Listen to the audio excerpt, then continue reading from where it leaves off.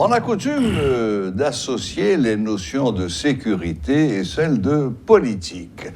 Mais on attache également moins souvent d'importance à l'impact que les problèmes de sécurité peuvent avoir sur la croissance économique, et les deux choses sont extrêmement liées. Nous avons choisi de traiter sécurité et croissance économique et non pas insécurité et croissance économique, manière d'aborder la question sous l'angle positif, la sécurité, plutôt que sous l'angle négatif, l'insécurité. Comme d'habitude, nous avons avec nous ce soir notre ami William Savary. Bonsoir William. Bonsoir Serge, bonsoir Haïti, bonsoir Métropole, bonsoir tout le monde. Je suis heureux que la distinction a été faite entre insécurité et sécurité, parce qu'en fait, l'insécurité vous amène automatiquement dans un monde où la réflexion est négative, où on cherche plutôt à trouver ce qui cause l'insécurité, alors que lorsqu'on parle de la sécurité, elle peut être réduite, elle peut avoir besoin d'amélioration, mais au moins là, on place l'accent sur le positif, quelque chose qui marche et qui a besoin d'être renforcé. Oui, je crains malheureusement que dans l'état actuel où se trouve le pays, ce soit plus un vœu pieux qu'une réalité. Mais bon, non, il y a plein de choses qui fonctionnent. Acceptons-en l'augure et souhaitons que demain matin, la notion de sécurité soit aussi intéressante et facile à voir en Haïti que celle du beau ciel bleu. Mais bon. Très bien. Bon, alors, William. Sécurité, croissance économique. Bon, la sécurité et la croissance économique sont intimement liées. Je dois vous dire que, à titre d'exemple, je veux prendre le revers pour démontrer comment que lorsque la sécurité n'est pas optimale, comment que ça peut affecter la croissance économique. En l'occurrence, je prends 3 exemples. Par exemple, j'ai parlé à des... Alors, je voulais vous dire pour cette intervention, je me suis donné la peine de parler à plusieurs gens qui sont impliqués dans la production et dans diverses... une personne dans le sud, une personne dans le nord, une personne dans le centre. Très bien. Dans le Nord, par exemple, nous avons des gens qui sont impliqués dans la production de clairin. Ouais. Donc, le clairin qui revient. Maintenant, le problème avec les gens qui sont dans la production du clairin, heureusement que le clairin ne se gâte pas. A une longévité. C'est pas un produit périssable. C'est pas un produit périssable. Maintenant, il se trouve que, quoique le produit ne soit pas périssable, les gens doivent se préparer pour que l'année prochaine, la production de l'année actuelle, lorsqu'elle est vendue, elle sert d'approvisionner ou de remplacer les fonds qui ont été utilisés. Et la production vendue permet à ce que la force de travail soit engagée à nouveau, les semences soient achetées à nouveau, l'irrigation doit être faite à nouveau. Donc, et parce que pour l'irrigation, il ne faut pas oublier que les gens paient par heure pour l'eau.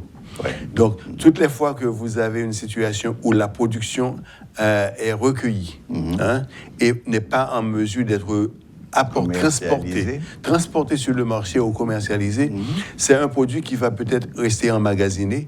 Et un produit emmagasiné, en général, ne contribue pas à la réalisation du profit. Parce que le profit se réalise au fur et à mesure où la production est vendue.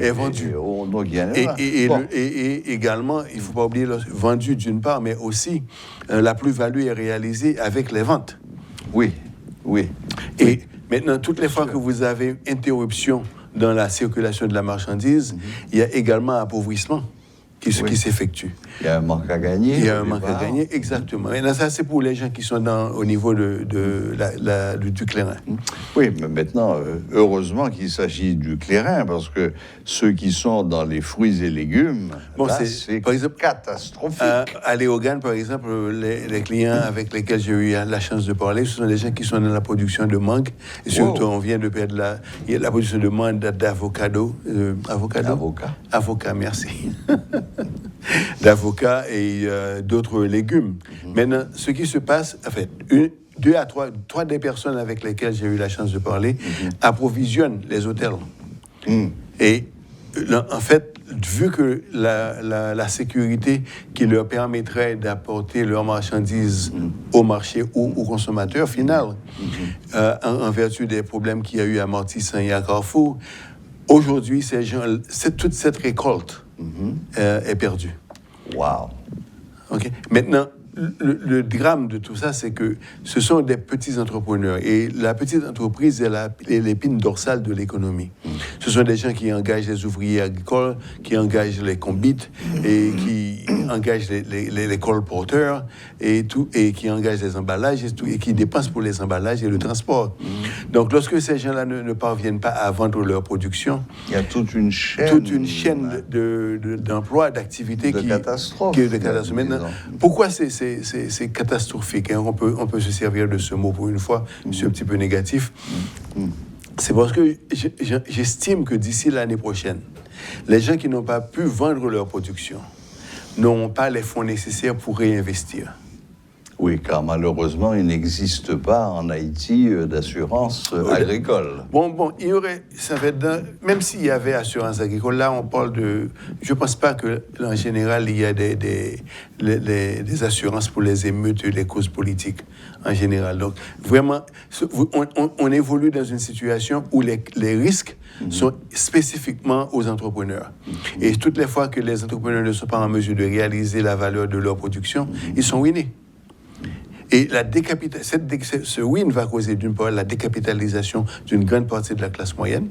Et cette classe moyenne, une fois décapitalisée, vous allez avoir davantage de gens qui vont rejoindre la section, les classes sociales qui sont les plus défavorisées. Donc ça, c'est une catastrophe de ce point de vue. Et on parle de famine qui pourrait résulter à cause de la guerre en Union soviétique et en Ukraine. Mais là, au niveau mondial. Au niveau mondial, là, nous parlons de choses qui sont réelles, qui sont chez nous. Sui generis. Et qui peuvent être résolues. Hein? Ouais. Mais comme vous aviez dit, comme vous le dites, c'est ça, vous le dites souvent, il faut la volonté politique pour résoudre certains problèmes. Eh oui, hélas. Bon, donc, si j'ai bien compris, à côté de cette crise alimentaire qui risque de frapper le monde, à cause en particulier des céréales russes et ukrainiens qui sont en train de pourrir sur place, eux aussi, elles aussi, pardon, c'est une céréale, nous risquons, si je comprends bien, à cause de disons, ce manque de sécurité, puisque vous n'aimez pas le mot insécurité, qui a une connotation trop négative. À cause de ce manque de sécurité, nous risquons d'assister à la décapitalisation d'un certain nombre de petits producteurs, et comme ça touche en très grande partie le domaine alimentaire, nous risquons l'année prochaine de ne pas avoir assez de nourriture pour nourrir la population. Hein? Maintenant, malgré toutes les... Bon, évidemment, oui, s'il y a une crise mondiale... on ne peut pas se rabattre sur l'importation. Bon. S'il y a une crise mondiale... Bon. Maintenant, en général, lorsqu'il y a des situations de crise, les prix augmentent. Donc, si les prix augmentent, ça vous crée davantage de difficultés, parce qu'en fait, si les prix augmentent et que les salaires n'augmentent pas... Et oui. En plus du fait que les salaires n'augmentent pas, les gens sont payés en gouttes et la goutte se dévalue. Aujourd'hui, nous sommes à 125, 130 gouttes pour $1. Donc, c'est très sérieux. Et je vous ai dit tantôt que j'avais parlé également à des gens qui sont dans le sud. Oui. Particulièrement, c'est la production de yam. Le yam rentre d'emblée dans la consommation nationale. Hein? Oui. Et dans la zone de Côte-de-Fer, dans la zone de Cavaillon, de la zone de Jérémie, il y a une grande plantation de yam. Tout le sud également, grand consommateur de cassave. Maintenant, le problème que vous avez, les gens peuvent se servir de leur production pour faire pour organiser la reproduction. Okay? Mais il n'y a simplement pas assez de terrain pour planter ce qu'ils veulent reproduire. Et l'excédent est utilisé pour créer animal feed. La nourriture pour animaux. Pour animaux. Maintenant, les animaux peuvent seulement consommer une certaine quantité. Donc il y a des volumes de yams qui actuellement ne peuvent pas être utilisés. Mais c'est un tubercule qui se conserve assez bien, non? Pas très bien, pas vraiment. Pas très bien, bon, non? Une semaine, 2 semaines, ça fait une année qu'il y a des troubles. Okay. Bon, évidemment, moi, j'ai toujours entendu dire, enfant, que la banque de la plupart des paysans, c'était leurs cochons. Oui, le bétail. Alors, pourvu que les cochons puissent manger beaucoup de yams, devenir bien gros, bien gras, et le capital. Ça va peut-être aider à recapitaliser. Oui, mais les cochons peuvent manger seulement une certaine quantité, c'est comme les humains. Oui. Oh, ils ont de grandes capacités, les cochons, surtout qu'ils mangent de tout. Maintenant, face à cette situation, vous avez, en fait, le corps qui est responsable de fournir la sécurité actuellement, c'est le corps de la police. Oui. Et la police sur le territoire, vous voyez, ils sont à 15 000, elles sont à 15 000. C'est une force de 15 000, roughly, give and take, one or two, OK? Maintenant, la police a des fonctions spécifiques que nous savons tous, qui est la protection. Protéger et servir. Mais il se trouve que la police, aujourd'hui, elle remplit également d'autres fonctions, parce que le fait qu'il n'y a pas que l'armée a été démobilisée, la police également organise la sécurité frontalière, qui a une fonction de l'armée. Oui. Et le budget de la police et les rémunérations de la police pour faire le travail qui est nécessaire, je dois vous dire que c'est... par exemple, vous prenez un agent 1, l'agent 1, c'est un salaire de 29 000 goudes. Après les impôts, c'est quelqu'un qui rentre chez lui avec 23 000 goudes pour le mois. Hein? Et il rentre chez lui avec comme voisin les gangsters qu'il est censé pourchasser la journée. Ouais, voilà. Donc il y a une situation vraiment très ambiguë pour les gens de la police, parce qu'ils font un travail qui mérite d'être fait. Tout à fait. Et pour lequel la rémunération n'est pas à la hauteur. Maintenant, il y a autre chose qu'il faut évoquer. Par exemple, au niveau de la police, sur leur salaire, il y a 8% de leur salaire qui est déduit pour leur programme de pension. Hein? Mais aux policiers, les policiers avec lesquels j'ai eu la chance de parler, ce sont des gens qui ne peuvent pas vous dire combien d'argent qu'ils ont contribué dans leur plan de pension. Ni combien ça va leur rapporter le jour où ils seront pensionnés. Donc, en plus du fait que ces gars-là se sacrifient, font un sacrifice énorme, mais il n'y a pas de garantie de leur lendemain. Maintenant, tout ceci rentre dans le cadre de comment améliorer la sécurité, parce que plus les gens qui fournissent la sécurité sont mieux payés, plus ils peuvent contempler leur avenir et l'avenir de leurs enfants, plus ils sont en mesure de fournir une meilleure sécurité. Et ceci n'a rien à voir avec, si vous voulez, la MONUSTA, l'ambassade américaine ou quoi que ce soit. C'est vraiment une question d'organiser les ressources qui existent et de façon optimale. Oui, mais enfin, William, nous avons déjà eu l'occasion de le dire sur ce plateau. Ramener une certaine sécurité dans le pays, c'est d'abord une question de volonté politique. Oui, ça, on est d'accord. Parce qu'on connaît les causes de l'insécurité. On connaît les causes. C'est la grande pauvreté, c'est ce manque d'avenir pour les jeunes qui vivent dans des conditions insupportables, qui ne voient rien et qui se disent, bon, au moins pendant le temps que je serai en vie, allons-y, servons de gang. Et d'autant plus, quand je parle de volonté politique, je pense à quelque chose de très précis. même s'il y avait 45 ou 50 000 policiers au lieu des 15 000 que nous avons, il faudrait les envoyer au casse-pipe. Les gangsters sont mieux armés que les policiers. Régulièrement, des policiers se font tuer ou blesser, alors qu'on connaît les deux sources qu'il faut tarir pour commencer à mettre fin à l'insécurité. C'est l'approvisionnement en armes à feu et l'approvisionnement en munitions. Bon, ça, on les connaît, ceux qui se livrent à ce genre de trafic.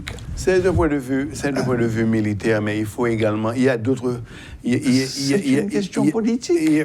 C'est vraiment la question politique, mais aussi une question de... Peut-être qu'il y a d'autres façons de réfléchir à la question de l'insécurité, du manque de sécurité. Parce que qu'est-ce que nous avons comme ressources nationales qui pourraient être mobilisées pour diminuer les activités plus attrayantes aux jeunes plutôt que de s'impliquer dans la société. Oui, mais ça, c'est le serpent qui se mord la queue. Par manque de sécurité, la croissance diminue, et la croissance diminue ne fait qu'augmenter l'appel donc c'est pourquoi il faut vraiment mortifère. Il faut des réflexions sérieuses sur cette question. Maintenant, il y a, par exemple, chez notre voisin, je prends le budget, par exemple, que nous avons pour la police. Ce n'est que 235 millions de dollars. À côté, leur budget a presque 500 millions de dollars. Bien sûr, ils sont 50 000 en matière de forces de sécurité. Chez nous, nous sommes à 15 000. Ça s'approche très proche de 15 000. Dans la région, bon, je peux prendre un autre exemple, c'est la Jamaïque, par exemple. La Jamaïque, ils sont moins de 5 000 et leur budget, c'est de l'ordre de 280 millions. 280 millions pour 5 000 soldats. Oui, donc, mais il faut rajouter en plus, concernant notre voisin dominicain, qu'à côté d'une police vraiment très importante, ils ont une sacrée armée. Bon, c'est ce que j'allais dire, parce que là, le budget de 450 millions que j'ai évoqué, il y a dedans 180 millions de dollars, c'est pour l'armée, et la balance, c'est la police. Donc, c'est pour vraiment élucider le fait qu'il y a du travail à faire, et tout ceci, pour financer le budget de la sécurité, il faut la croissance économique. Donc, il faut vraiment des réflexions sérieuses sur la croissance économique. Et pour avoir de la croissance économique, il faut de la sécurité. Bon, en fait, non, pas nécessairement. On peut avoir la croissance économique alors qu'on construit la sécurité. Ça, il y a ça aussi. C'est modulaire. C'est pour ça que vous avez toujours voulu parler de construire la sécurité plutôt que de l'insécurité. Maintenant, je comprends l'approche. Il y a une chose additionnelle qu'il faut vraiment souligner avant de clôturer. Il y a en Haïti, je constate qu'il y a cette notion qui fait école, c'est que l'ambassade américaine est responsable de l'insécurité de chez nous. Bon, d'une façon générale, en Haïti, les Américains sont responsables de tout ce qui ne marche pas. C'est une règle générale. Il faut signaler que... Enfin, les Américains comment ça s'appelle les autres. Et les autres. Et les autres, il faut signaler pour que les gens comprennent. Il faut signaler pour que les gens comprennent. L'ambassade américaine... En fait, l'ambassadeur ou l'ambassadrice, c'est quelqu'un qui a été nommé par le président américain. C'est quelqu'un, après être nommé, qui est ratifié par le Sénat. Exactement. Et tout ceci, et le directeur du Department of Defense Department. Département de la Défense, c'est ça? C'est quelqu'un qui joue un rôle très important pour articuler la politique américaine vis-à-vis d'Haïti et aussi la géopolitique. C'est dans une région donnée. Donc, les États-Unis n'ont absolument aucun intérêt à ce que Haïti soit pauvre. Parce que plus Haïti est riche, plus Haïti est en mesure de consommer ce que produisent les États-Unis. Donc, maintenant, je pense que ce qui a besoin d'être fait, c'est vraiment comment aborder la question de l'Amérique et la relation entre l'Amérique et Haïti. C'est vraiment, et je pense que cette question est beaucoup plus fondamentale. Au lieu de se cloisonner dans un coin et se plaindre, les États-Unis nous ont fait subir X, Y, Z. Mais il faudrait peut-être comprendre que la politique américaine qui est appliquée en Haïti, d'une part, est articulée au niveau du département d'État américain, mais qu'il y a aussi au niveau du Sénat américain, il y a des commissions, Commission on Foreign Affairs, qui, eux, sont aussi influents dans la direction... Si ce n'est plus. Dans la direction du département d'État américain vis-à-vis d'Haïti. Et pour ceci, il faut essayer d'identifier qui sont les gars qui sont les plus importants, qui sont impliqués dans l'articulation de la politique qui va être mise en œuvre vis-à-vis d'Haïti. Donc, je pense que ça, c'est une réflexion beaucoup plus sérieuse au lieu de se cloisonner et de se plaindre. Ouais. Hein? On est bien d'accord, William, on est bien d'accord, mais bon, enfin, tout cela n'est pas facile et je ne pense pas qu'on en verra les conséquences positives à partir de demain. Je pense qu'il faudra attendre un petit peu plus longtemps. Déjà que la guerre d'Ukraine se termine, que le risque de pénurie alimentaire mondiale soit derrière nous, et etc. Mais il faut signaler quand même, pendant la Deuxième Guerre mondiale, il y a eu, après la Deuxième Guerre mondiale plutôt, il y a eu une réorganisation de la production agricole en Europe. C'était pour s'assurer qu'il n'y aurait jamais eu de pénurie en cas de guerre. Donc, toutes les fois qu'il y a pénurie, ce que nous témoignons, c'est vraiment l'augmentation des prix. Mais parce que les gens vont toujours trouver les moyens de s'approvisionner. Oui. Oui, mais bon, le monde paysan européen, c'est pas joli non plus. Je crois que c'est parmi les paysans en France qu'il y a le plus de suicides à l'heure actuelle. Ouais, en fait, la vie du paysan est généralement très difficile. Ah ouais. Oui, ce sont des gens qui se réveillent à 4 heures du matin. Absolument. Et qui sont très attachés à la terre et à la souveraineté nationale. C'est vrai, c'est souvent vrai, exactement. Merci William, merci de cette première approche. On en fera peut-être une seconde. On en fera l'autre. Sur sécurité et croissance économique, comment les deux s'imbriquent et jouent les uns avec les autres. Eh bien voilà, merci de nous avoir suivis et à très bientôt.